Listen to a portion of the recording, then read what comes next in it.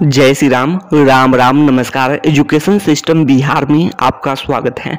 आज के इस वीडियो में बिहार शिक्षक बहाली 7वीं चरण सीटेट बीटेट एस्टेट के बारे में कुछ जरूरी बातें करने वाले हैं, महत्वपूर्ण जानकारी साझा करने वाले हैं। तो आप लोग इस वीडियो में बने रहें, वीडियो को अंत तक देखें। यह वीडियो सभी विषय के शिक्षक अभ्यर्थियों के लिए महत्वपूर्ण है। 7वीं चरण सीटेट बीटेट एस्टेट उत्तीर्ण अभ्यर्थियों के लिए महत्वपूर्ण है। 7वीं चरण शिक्षक अभ्यर्थियों के लिए बड़ी खबर निकलकर सामने आ रही है। आज के इस वीडियो में 7 FAQ के बारे में जानकारी स्पष्ट करने वाले हैं। 7 FAQ से पहले कुछ जरूरी बातें कर लेते हैं। 7वीं चरण विज्ञापन, शेड्यूल और नियमावली 2022 को लेकर कुछ जरूरी बातें। तो सबसे पहले नियमावली 2022 की बात करें तो इस महीने में कैबिनेट से मंजूरी और पब्लिक होने की उम्मीद कर सकते हैं सभी अभ्यर्थी। जैसे पेपर के माध्यम से भी जानकारी मिली थी कि नियमावली 2022 नवंबर में मंजूरी के बारे में। इसके बाद आगे बात करें, जो शेड्यूल की बात करें तो नियमावली 2022 के पब्लिक होने के बाद शेड्यूल भी 7वीं चरण को लेकर जारी हो सकते हैं और दिसंबर महीने में, नवंबर के अंतिम सप्ताह या फिर दिसंबर महीने में शेड्यूल की उम्मीद आप लोग कर सकते हैं 7वीं चरण का शेड्यूल को लेकर। इसके अलावा विज्ञापन को लेकर जो खबरें निकलकर सामने आई थी पेपर के माध्यम से, 15 दिसंबर की बात करें माध्यमिक उच्च माध्यमिक के लिए, तो हो सकते हैं कि इसके लिए अभ्यर्थियों को प्रयास करने की जरूरत है। विज्ञापन के लिए 7वीं चरण का विज्ञापन जारी हो इसके लिए। तो ये सभी जानकारी हैं। और पहले माध्यमिक उच्च माध्यमिक की बहाली होती है, उसके बाद प्राइमरी की बहाली होती है। तो शिक्षा मंत्री जी स्पष्ट किए हैं कि पद रिक्त नहीं रहेंगे, लेकिन विज्ञापन एक साथ भी प्राइमरी से लेकर माध्यमिक उच्च माध्यमिक का जारी हो सकता है। तो इसके लिए जो भी प्राइमरी शिक्षक अभ्यर्थी हैं तो प्रयास कर सकते हैं। सिर्फ बहाली प्रक्रिया पूरी होने की बात करें तो पहले माध्यमिक उच्च माध्यमिक का पूरा हो, तो ऐसे में कटअप भी कम जाएंगे। इसके अलावा पद भी रिक्त नहीं रहेंगे। प्राइमरी शिक्षक अभ्यर्थियों के लिए खुशखबरी हो सकती है। अब पद की बात करें तो 80,257 पद स्पष्ट हुई है प्राइमरी शिक्षक अभ्यर्थियों के लिए। वहीं माध्यमिक उच्च माध्यमिक शिक्षक अभ्यर्थियों के लिए 1,20,000 से भी अधिक पद की बातें स्पष्ट हुई हैं और 44,000 माध्यमिक शिक्षक का और उच्च माध्यमिक का 89,000 से भी अधिक है और 44,000 से अधिक है माध्यमिक शिक्षक का। अब आगे बात कर लेते हैं। और वैसे बिहार के मुख्यमंत्री जी भी निर्देश दिए हैं कि जहां भी शिक्षकों की कमी है वहां शिक्षकों की जल्द बहाली हो। जो शिक्षा विभाग और मुख्यमंत्री जी की समीक्षा बैठक हुई थी तो उससे स्पष्ट होती है और ऐलान भी किए थे 20 लाख नौकरी रोजगार का। तो ये सभी जानकारी है। अब आगे बात कर लेते हैं, आप लोग देख रहे होंगे FAQ की बात कर लेते हैं। गरीबों का आरक्षण EWS आरक्षण खत्म होगा या नहीं, तो आप लोग उत्तर देख रहे होंगे। मामला सुप्रीम कोर्ट में सुरक्षित है और उम्मीद की जा रही है कि जल्द ही फैसला आने की, और इस महीने में हो सकते हैं आप लोग को खुशखबरी देखने को। जो भी अभ्यर्थी हैं जो इंतजार कर रहे हैं कि इस मामले का, तो इस मामले की सुनवाई का जो मामला है जजमेंट आ सकता है। तो ये सभी जानकारी है इस चैनल के माध्यम से अपडेट कर दिया जाएगा। अब आगे बात कर लेते हैं।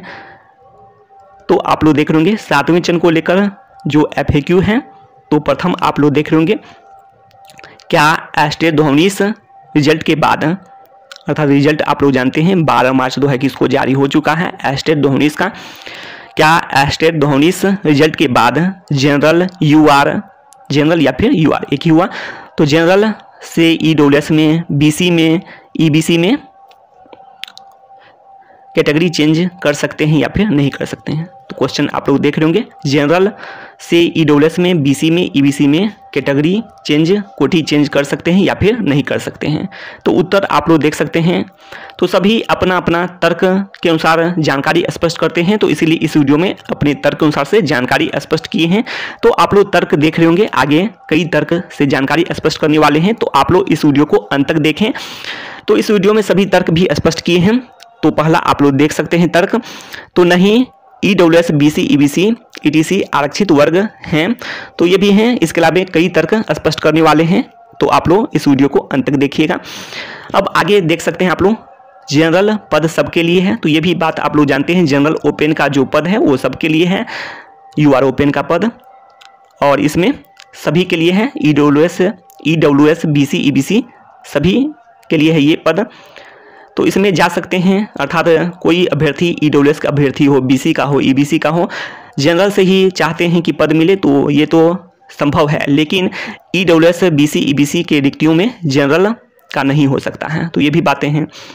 अब आगे बात कर लेते हैं बीसी ईबीसी का आरक्षण के लिए एनसीएल जरूरी है। तो उसी अनुसार से जो ईडब्ल्यूएस का आरक्षण के लिए ईडब्ल्यूएस सर्टिफिकेट जरूरी है। अब आगे बात कर लेते हैं इसमें एनसीएल का दायरा बदलता है। तो ये भी बात है कि इसका भी दायरा बदलता है। जैसे ईडब्ल्यूएस की बात करें तो एनसीएल भी कहीं ना कहीं आप लोग देख सकते हैं प्रत्यक्ष या अप्रत्यक्ष दोनों में से कुछ भी बात करें तो आर्थिक रूप से जुड़ा हुआ है, आर्थिक स्थिति से जुड़ा हुआ है। तो आप लोग जैसे से भी समझ सकते हैं। और यह मामला जो बीएसएससी इंटर लेवल से भी बड़ा मुद्दा बना था एनसीएल का, यहाँ तक कि जो हाईकोर्ट में भी मामले गए थे एनसीएल का। तो ये भी बातें हैं और यह कहीं ना कहीं आर्थिक स्थिति से भी जुड़ा हुआ है। अब आप लोग देख सकते हैं यहाँ पर जैसे कि ईडब्ल्यूएस भी जुड़ा हुआ है आर्थिक रूप से। अब आगे आप लोग देख लेंगे तो उसमें यह भी बातें सामने आई थी। जो बीएसएससी इंटर लेवल एनसीएल की बात करें तो पहले का मांगा जा रहा था, जो 2014 की बातें हैं, बीएसएससी इंटर लेवल 2014 में ही विज्ञापन जारी हुआ था। तो उससे पहले का जो मांगा जा रहा था तो उस अनुसार से बातें करें तो 6 लाख और 8 लाख की भी बातें स्पष्ट हुई थी। पहले 6 लाख बाद में, तो ये तो अलग बात है। इसके अलावा बाद में तो सरकार भी जो पहले 2014 से पहले का ही बनाने के लिए कुछ कर दिए थे। तो ये भी जानकारी है, सामान्य प्रशासन विभाग से कुछ अहम बातें स्पष्ट हुई थी। लेकिन बात करें तो एनसीएल का मामला बड़ा मुद्दा बना था। तो उसी में आप लोग देख सकते हैं जैसे बड़ा बिजनेसमैन जिसका इनकम 8 लाख से अधिक, तो यह भी आप लोग जानते हैं कि वेतन अर्थात सैलरी और जो कृषि से है उसको यदि छोड़कर चलना है तो इसे में भी 8 लाख की बात करें तो बड़ा बिजनेसमैन की बात करते हैं। तो उसका हो सकता है कि 8 लाख से अधिक हो। तो पहले यदि 8 लाख से अधिक हो तो आप लोग जान सकते हैं 3 साल की भी बातें हैं लगातार। तो ऐसे में क्या होंगे वो बीसी ईबीसी का आरक्षण नहीं ले सकते हैं। लेकिन यदि बात करें कि इसका भी दायरा बदल सकता है तो जी इससे स्पष्ट होता है कि जो एनसीएल है इसका भी दायरा बदल सकता है। तो ये भी आप लोग देख सकते हैं। यह भी हो सकता है कि बाद में बिजनेस जो है वो जो बड़ा बिजनेस है ख़त्म हो जाए या फिर कम हो जाए, इसमें 8 लाख से कम हो जाए। और आप लोग जानते हैं एस्टेट 2019 की बात करें तो 3 साल बीत चुके हैं। तो 3 साल बीत चुके हैं, तो ये भी जानकारी है। तो ऐसे में विपरीत भी आप लोग देख सकते हैं। तो दोनों स्थिति से स्पष्ट कर चुके हैं। आप लोग पढ़ेंगे तो सभी जानकारी स्पष्ट हो जाएगी। अब आगे बात कर लेते हैं। तो इसीलिए तर्क भी दिए हैं, तर्क अपने अपने तर्क के अनुसार से सभी जानकारी स्पष्ट कर रहे हैं। तो यही बातें हैं अपने तर्क के अनुसार से, तो आप लोग भी अपना तर्क दे सकते हैं। अब आगे देख सकते हैं SC ST के लिए तो वहाँ पर भी जो बीएसएससी इंटर लेवल में भी कोई विवाद नहीं हुआ था, अर्थात जाति की भी बातें हैं। तो ये जाति से पूर्ण रूप से जाति से आप लोग मान सकते हैं SC ST का आरक्षण। उसके बाद आप लोग सभी जानकारी देख रहे होंगे, संविधान के अनुसार ये सभी जानकारी लिखी हुई है। और इससे पहले आप लोग वीडियो देखे होंगे, उसमें सभी जानकारी स्पष्ट किए थे। आप लोग यहाँ पर भी पढ़ सकते हैं सभी जानकारी। तो अब ज़्यादा बातें नहीं करेंगे, इससे पहले भी आप लोग देख सकते हैं। दूसरा तर्क आप लोग देख लेंगे, जो एस्टेट 19 प्रथम स्टेप की बात करें और सेकेंड स्टेप में 7th फेज एप्लीकेशन, आप लोग सभी जानकारी देख रहे होंगे, आप लोग देख सकते हैं। तो उसी कैटेगरी में 7वें चरण के लिए तो आगे बातें स्पष्ट करने वाले हैं। इसके अलावा आप लोग ये FAQ देख रहे होंगे, 6 FAQ हैं और एक FAQ पहले था तो स्पष्ट कर चुके हैं। आप लोग ये जानकारी देख सकते हैं। यहाँ पर एस्टेट 19 रिजल्ट के बाद कैटेगरी चेंज क्यों नहीं हो सकता है, तो आप लोग यहाँ पर सभी जानकारी पढ़ सकते हैं। तो बात यह है कि जो फर्जीवाड़ा की बात करें तो यहाँ तक कि निवासी होने में भी फर्जीवाड़ा हो जाता है। तो ये भी बातें हैं, तो फर्जीवाड़ा की भी अधिक संभावना बढ़ सकती है। इसके अलावा कई कारण हो सकते हैं, आप लोग सभी जानकारी देख सकते हैं, पढ़ सकते हैं। अब ज़्यादा बातें नहीं करेंगे, एक वीडियो अलग से वीडियो बनाकर बातें स्पष्ट करेंगे विस्तार से। इस वीडियो में ज़्यादा बातें अब नहीं करेंगे। इसके अलावा आप लोग सभी जानकारी देख सकते हैं, रिजल्ट के बाद सिर्फ लिपिकीय त्रुटि सुधार की ही बातें की गई थी। तो ये भी बातें कर दी जाती कि आप लोग कोटि सुधार कर सकते हैं, जैसे पहले की जाती थी। जैसे आप लोग देख सकते हैं 2020 में की गई थी जो कैटेगरी जेंडर सुधार के लिए, जो आप लोग देख सकते हैं 86 2020 विज्ञापन की बातें। तो उसमें लिपिकीय करके कुछ भी लिखा हुआ नहीं था। तो इससे भी स्पष्ट होता है तर्क आप लोग देख सकते हैं। ये भी तर्क आप लोग देख सकते हैं कि जनरल यूआर में कौन कौन आवेदन कर सकते हैं, तो कोई भी कर सकते हैं, सामान्य वर्ग में जो है वो भी कर सकते हैं, कोई भी कर सकते हैं, जिसको सर्टिफिकेट नहीं बनाना चाहते हैं तो वो भी कर सकते हैं, जो एनसीएल के दायरे से बाहर हैं या फिर जो भी हैं, तो सभी आप लोग देख सकते हैं यूआर में जो एनसीएल दायरे से बाहर हैं। तो आप लोग देख सकते हैं जो बीसी की बात करें तो वो भी आप लोग सभी जानकारी देख सकते हैं। बीसी में एनसीएल में जो आते हैं उसी को आरक्षण मिलता है, वैसे सभी यूआर की तरह। तो आप लोग ये सभी जानकारी देख सकते हैं। क्या पहले एस्टेट 19 प्रतियोगिता परीक्षा था, अब पात्रता परीक्षा है इस बार। अब तेजी से बातें कर रहे हैं, तो आप लोग समझिए कि तेजी से अब बातें कर रहे हैं। वीडियो काफ़ी लंबा हो चुका है, तो इसे में आप लोग देख सकते हैं एस्टेट 19 विज्ञापन जारी होने के समय से ही पात्रता परीक्षा ही है।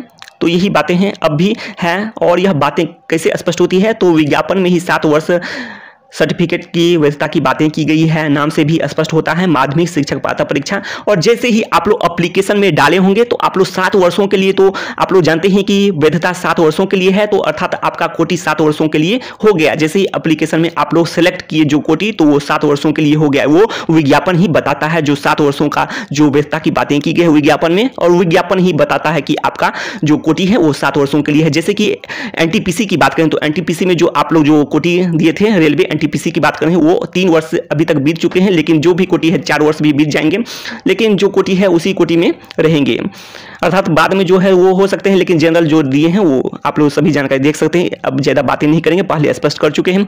अब आगे आप लोग देख सकते हैं क्या एस्टेट 19 अब सीटेट एस्टेट 2011 जैसे है या फिर नहीं है, जैसे पात्रता परीक्षा है या फिर नहीं है। परीक्षा हो गया है तो आप लोग क्वेश्चन देख सकते हैं क्या एस्टेट 19 अब सीटेट एस्टेट 2011 जैसे पात्रता परीक्षा हो गया है या फिर नहीं, तो नहीं, अभी भी एस्टेट 19 पूर्ण, तो आप लोग देख सकते हैं नहीं, अभी भी एस्टेट 19 पूर्व के पात्रता परीक्षा से कई मायनों में भिन्न है।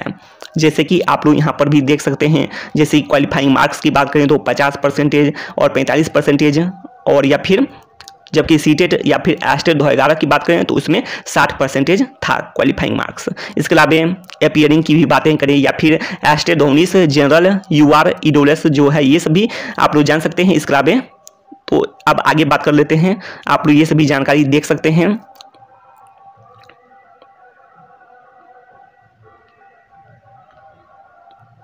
तो आप लोग सभी जानकारी पढ़ सकते हैं, अब ज़्यादा बातें नहीं करेंगे। आप लोग इस चैनल पर भी वीडियो उपलब्ध है, आप लोग देख सकते हैं ये सभी जानकारी के लिए। पहले भी बातें की हैं, अब ज़्यादा बातें नहीं करेंगे।